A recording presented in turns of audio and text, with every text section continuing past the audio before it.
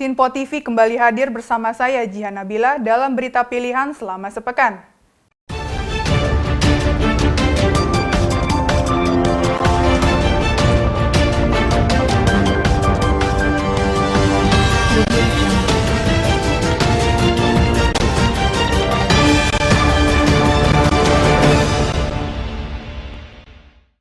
Presiden Joko Widodo memberikan pandangan mengenai hasil tes wawasan kebangsaan terhadap pegawai KPK. Pernyataan itu disampaikan oleh Presiden Joko Widodo melalui kanal YouTube Sekretariat Presiden. Presiden menegaskan pengalihan status pegawai KPK menjadi ASN harus menjadi upaya pemberantasan korupsi yang lebih sistematis. Presiden Joko Widodo memberikan pandangan mengenai hasil tes wawasan kebangsaan terhadap pegawai KPK. Hendaknya dapat menjadi masukan untuk langkah-langkah perbaikan KPK pada level individual maupun organisasi. Pernyataan itu disampaikan oleh Presiden Joko Widodo melalui kanal YouTube Sekretariat Presiden.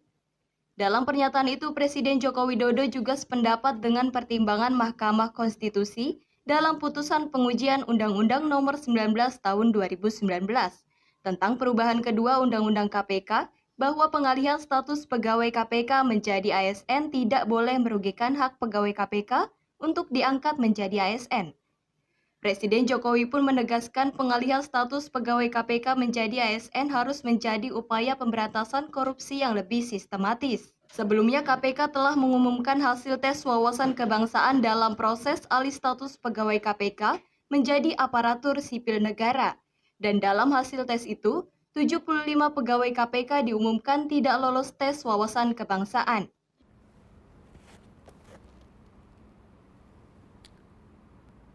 Assalamualaikum warahmatullahi wabarakatuh. Saudara-saudara sebangsa dan setanah air yang saya hormati, Komisi Pemberantasan Korupsi KPK harus memiliki SDM terbaik dan berkomitmen tinggi dalam upaya pemberantasan korupsi.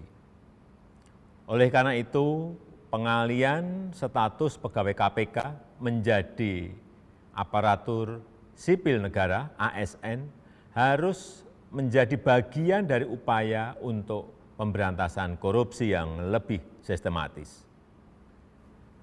Hasil tes wawasan kebangsaan terhadap pegawai KPK hendaknya menjadi masukan untuk langkah-langkah perbaikan KPK, baik terhadap individu-individu maupun institusi KPK, dan tidak serta-merta dijadikan dasar untuk memberhentikan 75 pegawai KPK yang dinyatakan tidak lolos tes.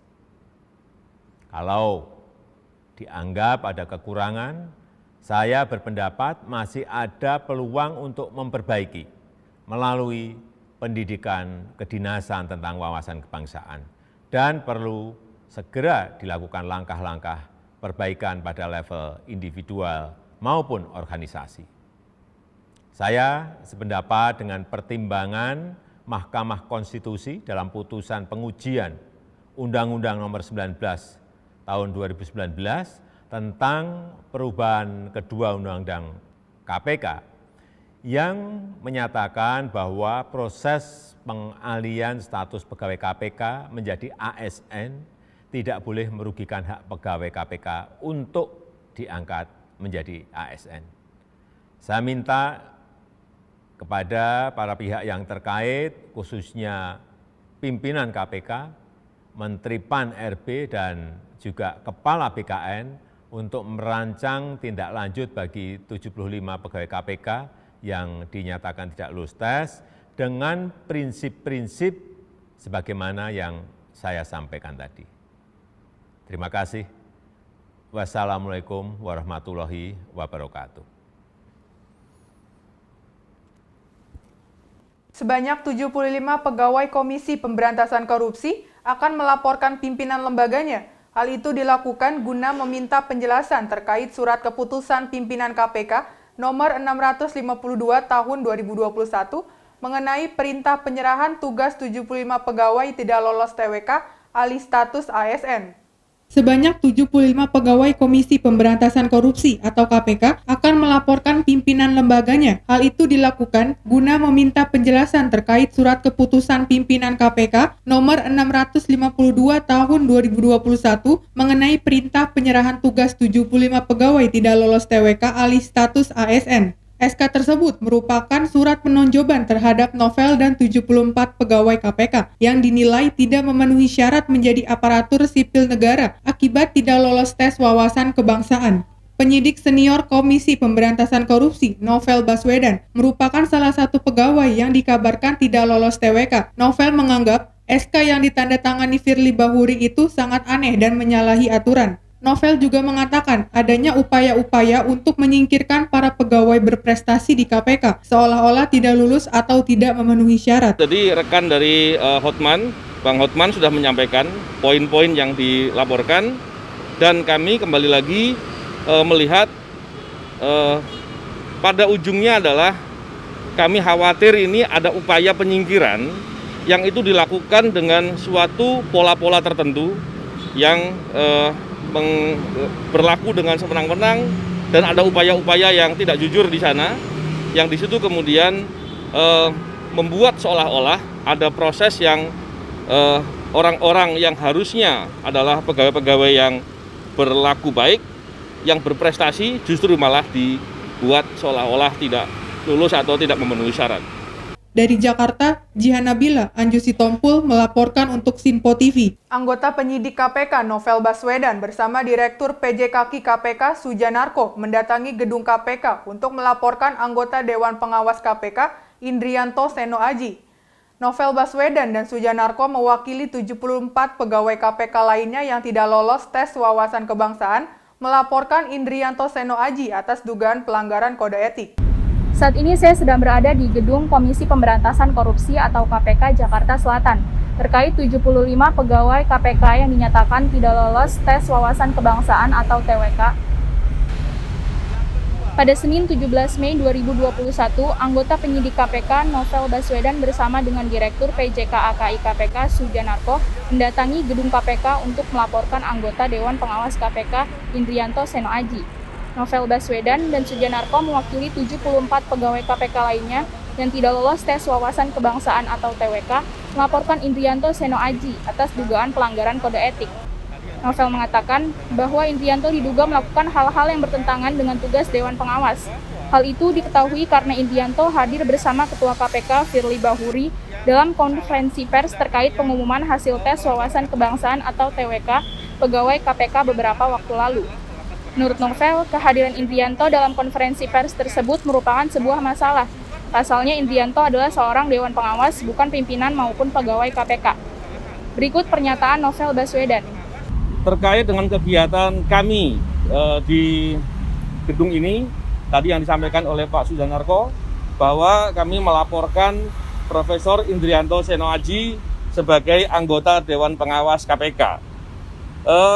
Tentunya saya bisa menggambarkan demikian, bahwa proses peralihan pegawai KPK menjadi ASN sebagaimana yang dimaksud dalam undang-undang, kami telusuri, kami perhatikan, dan kami cermati banyak dugaan tindakan yang salah, tindakan yang melanggar aturan hukum yang itu dilakukan oleh oknum pimpinan KPK. Dan ini tentunya kami melihat sebagai masalah yang serius. Dan ketika kami melakukan perhatian dengan hal tersebut, kami dapati ada salah satu anggota Dewas yang bernama Profesor Indrianto Seno Aji. Beliau diduga melakukan pelanggaran kode etik yang serius. Kenapa demikian? Dewan Pengawas, sebagaimana yang kita tahu, tentu fungsinya adalah salah satunya adalah melakukan pengawasan. Siapa yang diawasi? Pimpinan KPK dan pegawai KPK, dan juga bertanggung jawab untuk menjadi hakim etik. Ketika Dewan Pengawas melakukan hal yang sifatnya operasional, contohnya ikut dalam konferensi pers yang itu dilakukan oleh Profesor Indrianto Seno Aji bersama dengan Ketua KPK Pak Firly Bahuri, itu kami lihat sebagai permasalahan karena Dewan Pengawas tidak mempunyai fungsi untuk operasional di KPK.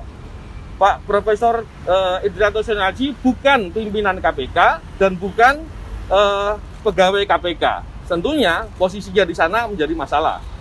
Demikian laporan kali ini dari Jakarta, Naura Insyira, Anjus Sitompul melaporkan untuk Simpo TV. Ketua Ombudsman Muhammad Najih mengatakan akan mendalami laporan yang diberikan oleh tim advokasi 75 pegawai Komisi Pemberantasan Korupsi yang tidak lolos tes wawasan kebangsaan dalam peralihan status pegawai KPK menjadi aparatur sipil negara. Ketua Ombudsman Muhammad Najih mengatakan akan mendalami laporan yang diberikan oleh tim advokasi 75 pegawai Komisi Pemberantasan Korupsi atau KPK yang tidak lolos tes wawasan kebangsaan dalam peralihan status pegawai KPK menjadi aparatur sipil negara. Rabu pagi, pihak Ombudsman telah menerima laporan dari tim advokasi KPK perihal dugaan maladministrasi dalam tes wawasan kebangsaan yang diinisiasi oleh pimpinan KPK Firly Bahuri. Muhammad Najih mengatakan Ombudsman terlebih dahulu akan mendalami laporan yang diajukan serta menindaklanjuti laporan tersebut sesuai dengan mekanisme yang ada, guna menyelesaikan permasalahan yang terjadi. Pendalaman materi dilakukan guna mendapatkan detail dari inti laporan yang diajukan oleh pihak KPK kepada Ombudsman. Lebih lanjut, Najih mengatakan, proses pendalaman materi hingga ke tahap pemeriksaan akan membutuhkan waktu yang cukup lama.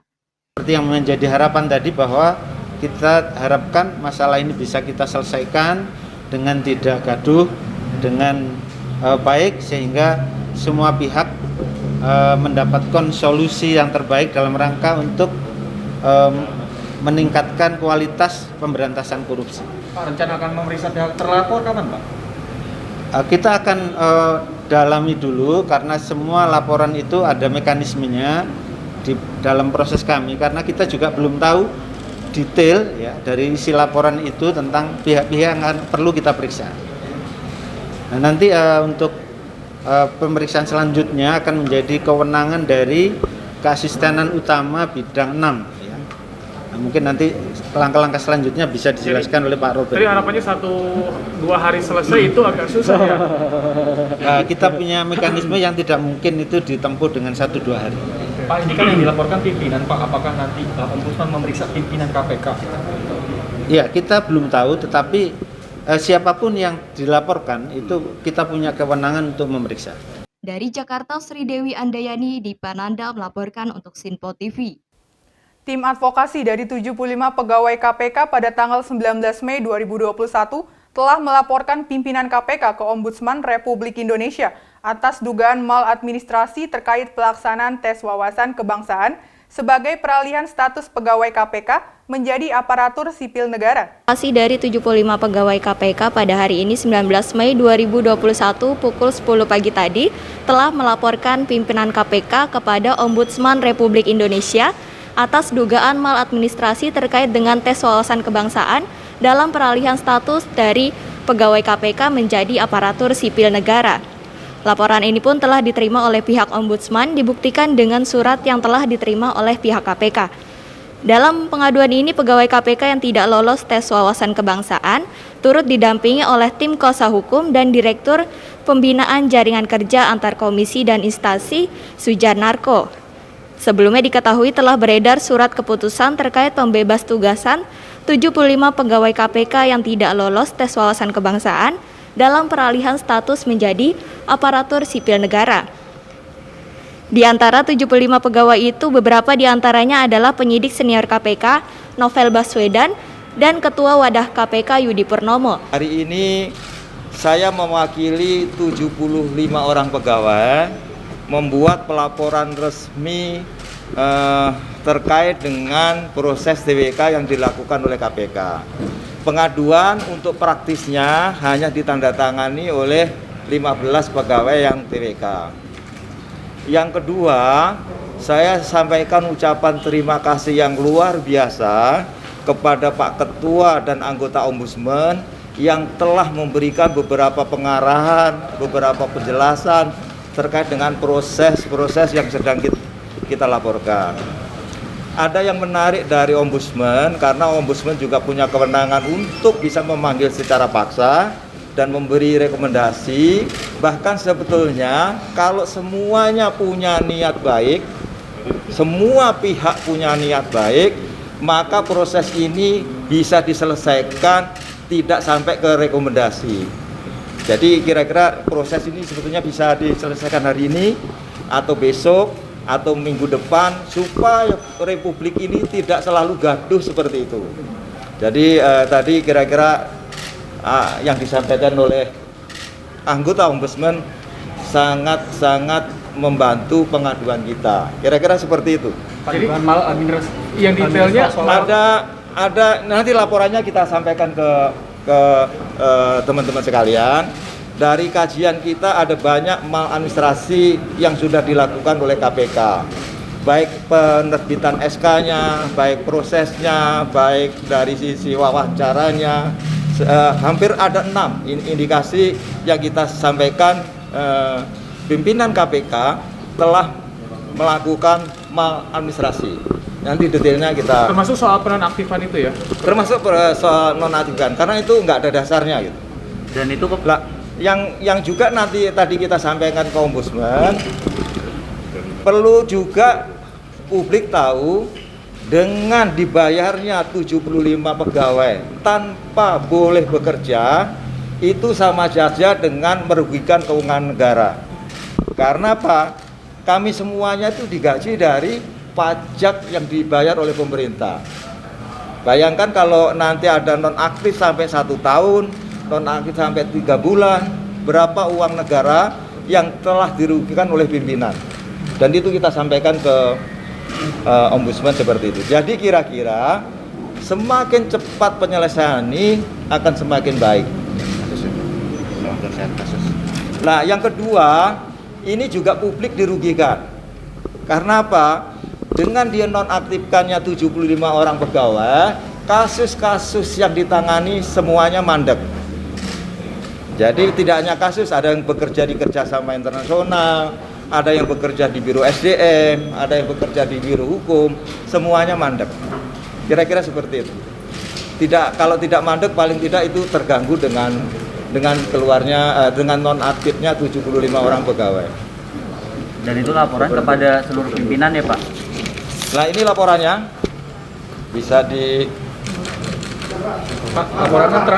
laporan yang dilaporkan 5 pimpinan 5 pimpinan semuanya Pak, gimana Pak? Ini yang kita laporkan ya 5 pimpinan. Demikian informasi kali ini dari Jakarta, Sri Dewi Andayani, di Pananda melaporkan untuk Sinpo TV. Partai Keadilan Sejahtera telah menggelar aksi bela Palestina yang dilaksanakan di depan Gedung Kedutaan Besar Amerika Serikat, Jalan Medan Merdeka Selatan, Jakarta Pusat. Aksi ini dihadiri oleh Presiden PKS Ahmad Syaiqo. Sejumlah TNI Polri juga disiagakan untuk mengamankan jalannya aksi ini. Pada Kamis tanggal 20 Mei 2021, sejumlah elemen masyarakat telah menggelar aksi bela Palestina, tepatnya di depan Gedung Kedutaan Besar Amerika Serikat, Jakarta Pusat. Sejumlah TNI dan Polri disiagakan untuk mengamankan jalannya aksi ini.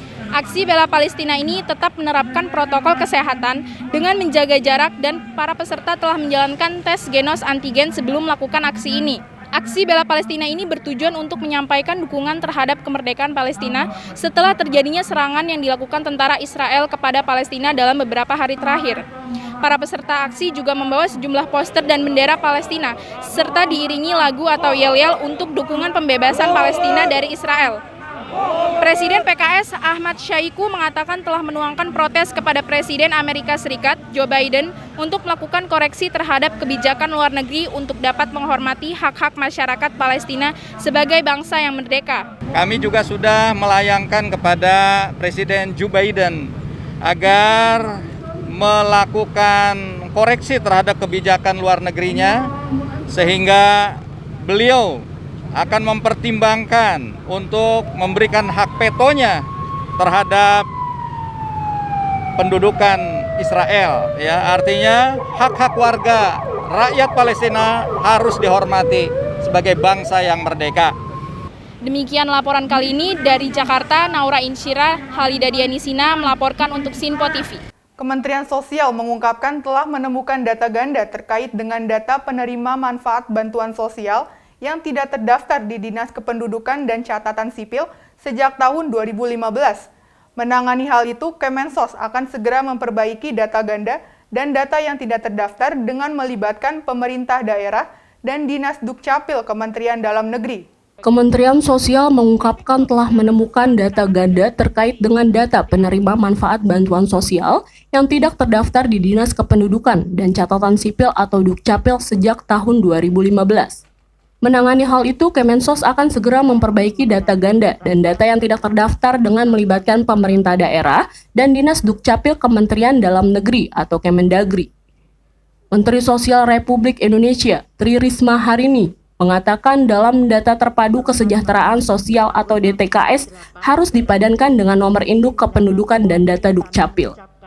Dengan adanya hasil penelusuran di lapangan, telah ditemukan 1 penerima manfaat bansos yang telah menerima 9 bantuan dan sudah masuk melalui temuan lembaga pengawasan dari BPK, BPKP, dan KPK. Koordinasi pun akan rutin dilakukan oleh Kementerian Sosial guna menyelesaikan data penerima manfaat DTKS yang harus disesuaikan dengan data NIK yang dikelola oleh Kemendagri.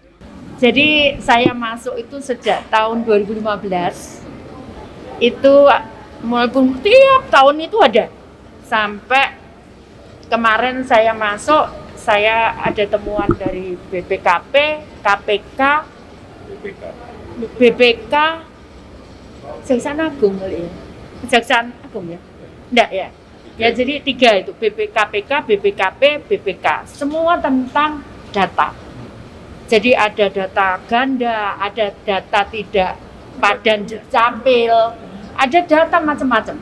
Nah, kemudian dari situ saya bergerak untuk memperbaiki data. Terus kita kan nggak bisa sendiri, jadi kita juga sama daerah untuk memperbaiki, termasuk padan dengan data Dukcapil. Nah, setelah kita lihat ternyata hasilnya ada yang satu nih, satu nama itu dia dapat 9 bantuan. Jadi itu mulai 2015, bukan hanya 1 tahun aja gitu. Dan itu semua ada temuannya. Jadi ditemukan oleh BPK, ditemukan BPKP, ditemukan oleh KPK gitu. Nah, dari situ teman-teman nggak tahu saja, aku juga sering konsultasi ke BPKP. Teman-teman aja nggak tahu karena di sana nggak ada media. Nah, di KPK banyak sehingga saya dimuat. Sebetulnya saya sering konsultasi karena ini ada temuan ini, bagaimana menyelesaikan ini. Dan saya kalau ngadakan rapat itu mereka saya undang semua. Jadi misalkan saya nemukan apa, saya komunikasi karena bagaimanapun temuan yang dilakukan oleh lembaga yang memeriksa itu harus tak tindak lanjuti, harus kementerian tindak lanjuti untuk menyelesaikannya. Jadi tidak dibiarkan saja. Dari Jakarta, Jihan Nabila, Halida Dianisina melaporkan untuk Sinpo TV. Hari terakhir pelarangan mudik Lebaran, petugas gabungan TNI, Polri, Dishub, dan Satpol PP Pemkot Jakarta Barat gencar melakukan pemeriksaan kendaraan pemudik di pos penyekatan checkpoint dan Mogot Kalideres, Jakarta Barat. Sedikitnya ada 10 kendaraan bermotor bernomor polisi daerah diminta putar balik oleh petugas karena tidak memiliki surat keterangan bebas COVID-19. Satu persatu kendaraan pemudik yang hendak masuk Jakarta melalui kawasan Kalideres, Jakarta Barat, Senin pagi diberhentikan petugas. Pemeriksaan identitas dan isi dalam kendaraan pun tak luput dilakukan petugas di pos penyekatan checkpoint Jalan Daan Mogot, Kalideres. Ironisnya masih saja didapati pemudik yang berusaha mengelabui petugas dengan memasukkan pemudik lain dan 1 unit kendaraan ke dalam kendaraan dinas milik pemerintah Kabupaten Karawang. Tony, sang pengemudi beralasan hendak menuju ke sanak keluarganya di wilayah Kebonjeruk dengan membawa 1 unit sepeda motor lalu dirinya akan kembali ke Karawang. Namun di pos penyekatan dirinya harus terpaksa memutar balik arah ke Karawang karena tidak diperkenankan oleh petugas. Uang dalam rangka apa? Ini karena orang tua kan memang di Bone, jadi kecelakaan jatuh, akhirnya motornya saya bawa juga. Suratnya ada sih, motor juga ada suratnya. Mas tahu nggak dilarang? Ya sebetulnya kalau saya pribadi sih jadi saya tahunya cuma sekitar larangan tidak memakai masker aja.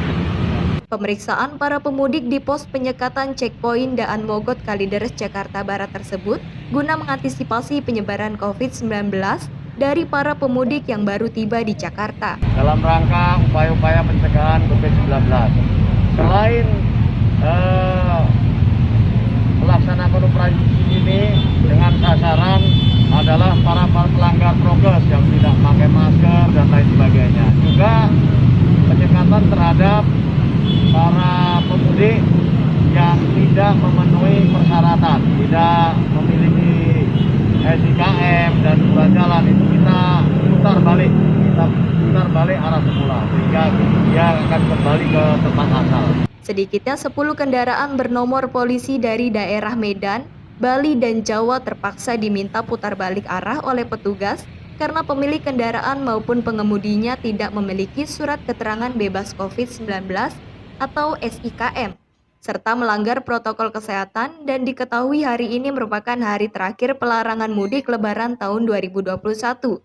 Dan pemeriksaan kepada setiap pemudik yang masuk Jakarta pun lebih diperketat. Dari Jakarta, tim Sinpo TV melaporkan. Puluhan pemudik asal Banten dan Jawa Tengah terlihat mulai berdatangan ke kawasan terminal bus Kalideres. Para pemudik tersebut lalu diarahkan petugas untuk menjalani tes swab antigen secara random yang telah disediakan tim kesehatan dari puskesmas terdekat. Petugas gabungan TNI Polri, Dinas Perhubungan, dan Satpol PP Jakarta Barat langsung memberhentikan setiap bus antar kota dan provinsi yang mengangkut pemudik masuk ke dalam terminal bus Kalideres, Jakarta Barat. Tak hanya itu, petugas juga melakukan pemeriksaan dan penyemprotan cairan disinfektan ke setiap bodi bus yang tiba dari luar Jakarta ini. Bahkan para pemudik yang diangkut oleh bus akap tersebut diminta turun dan harus menjalani pemeriksaan tes swab antigen di posko kesehatan di dalam terminal. Meski sempat lolos dari penyekatan petugas di kampung halamannya di wilayah Majalengka, Jawa Barat, Siti, salah satu pemudik yang hendak kembali ke Balaraja, Tangerang, Banten ini mengaku terkejut ketika dirinya diminta tes swab antigen oleh petugas di dalam terminal bus Kalideres. Namun kendati demikian, dirinya menerima dan lega saat hasil tes swab antigennya dinyatakan negatif. Dari Majalengka, berangkat kemarin berarti? Tadi pagi. Itu memang pas berangkat nggak diperiksa surat-suratnya? Kalau ada, kita harus di sini aja. Katanya, udah naik katanya gitu, nggak ada mobil, ya udah terpaksa kita aja naik gitu. Tapi di tol juga nggak kena pemberhentian ya, tes aja. Tadi gimana ketika dicek di terminal, kaget nggak? Tiba-tiba kena tes aja antigen gitu. Kaget ya, udah pengaruhan Pak. Tiba-tiba mau ke sini ya udah pasrah aja, bodo amat. Orang nggak covid ini negatif. Hasilnya negatif. Ya. Itu baru pertama kali Mbak ya? Ini tujuannya ngapain ke Balaraja? Pulang atau? Pulang. Habis mudik. Posisi mau kerja. Oh enggak, tadi ke Majalengka itu pulang mudik. Oh, sekarang balik lagi ke Balaraja. Sebanyak 27 orang pemudik dari Banten dan Jawa Tengah yang tiba di Jakarta melalui terminal Kalideres tersebut telah dilakukan tes swab antigen dan semuanya dinyatakan negatif COVID-19. Ya, baik, jadi di terminal Kalideres mulai dari kemarin ya, hari Minggu tanggal 16 Mei 2021 sampai dengan hari ini memang sudah terlihat untuk penumpang arus balik dari daerah ya di terminal Kalideres. Untuk penumpang yang datang dan tiba itu kita bergabung dengan jajaran 3 pilar Kecamatan Kalideres dari kepolisian, TNI, Satpol PP maupun dari tim kesehatan dari Dinas Kesehatan DKI, Sudin Kesehatan Jakarta Barat dan Puskesmas. Itu kita melakukan pemeriksaan rapid test antigen kepada penumpang yang datang secara random acak supaya bisa dipastikan bahwa penumpang yang datang dalam keadaan sehat. Hari ini dari pagi hari sampai siang ini sudah diperiksa lebih kurang ada 20 orang penumpang yang dinyatakan hasilnya masih negatif gitu. Pemudiknya itu dari mana aja dan tadi? Jadi kebanyakan pemudik itu adalah dari wilayah Banten, Jawa Barat, Jawa Tengah gitu. Tapi mayoritas tadi saya lihat kebanyakan dari Jawa Tengah. Sementara itu, sebanyak 6 unit armada bus sekolah juga disiagakan petugas di dalam kawasan terminal untuk mengangkut para pemudik ke Puskesmas Kecamatan Kalideres dan Rumah Sakit Atlet jika hasil tes swab antigen dinyatakan positif. Belasan peziarah nekat merusak pintu gerbang depan tempat pemakaman umum Utan Kayu, Pulau Gadung, Jakarta Timur. Pengerusakan dipicu akibat peziarah tersulut emosi lantaran tak dapat masuk ke area pemakaman. Dari rekaman video amatir milik petugas Satpol PP, aksi kericuhan berawal saat adanya salah seorang peziarah yang menggunakan mobil berupaya memaksa masuk ke area TPU Utan Kayu, Pulau Gadung, Jakarta Timur. Peziarah tersebut bahkan sempat melontarkan kalimat ancaman kepada petugas Satpol PP yang melakukan penghadangan. Aksi tersebut kemudian berlanjut hingga memancing emosi para peziarah lainnya. Alhasil, para peziarah yang ikut tersulut emosi kemudian langsung terlibat kericuhan dengan melakukan pengerusakan terhadap pintu gerbang area TPU. Petugas yang kalah jumlah akhirnya tak bisa berbuat banyak saat menghalau rombongan peziarah yang masuk ke area TPU. Akibatnya dari aksi pengerusakan tersebut, pintu gerbang TPU mengalami kerusakan dan harus diganti sementara dengan menggunakan papan kayu. Petugas keamanan TPU Utan Kayu mengungkapkan pihaknya telah membuat laporan atas kejadian tersebut ke pihak kepolisian sektor Pulau Gadung. 2 orang peziarah yang diduga terlibat dalam aksi pengerusakan berhasil diamankan petugas. Hingga saat ini petugas keamanan TPU bersama petugas Satpol PP kini memperketat akses pintu masuk area TPU agar kejadian serupa tak lagi terulang. Saat kejadian itu memang posisi di luar area gerbang itu sudah ada penumpukan massa untuk mengarah masuk ke wilayah TPU Utan Kayu. Tapi ada salah satu dari si peziarah yang menerabas dan ditahan sama teman-teman Satpol PP. Dia menyatakan memang harus masuk. Dia memaksakan diri untuk masuk. Kita cegah, tapi kita tutup. Keadaannya memang menjadi sangat panas, menjadi ricuh. Nah, disitulah kejadiannya dari orang-orang yang di depan melakukan arogansi pengerusakan aset Pemda. Perusakan aset Pemda dan terjadilah pembongkaran pintu gerbang TPU Utan Kayu. Nah, di situ kita melakukan tindakan persuasif agar si peziarah-peziarah tetap balik ke rumah dengan selamat. Ternyata mereka malah memaksakan untuk masuk ke area wilayah TPU Utan Kayu. Itu kami sangat sayangkan.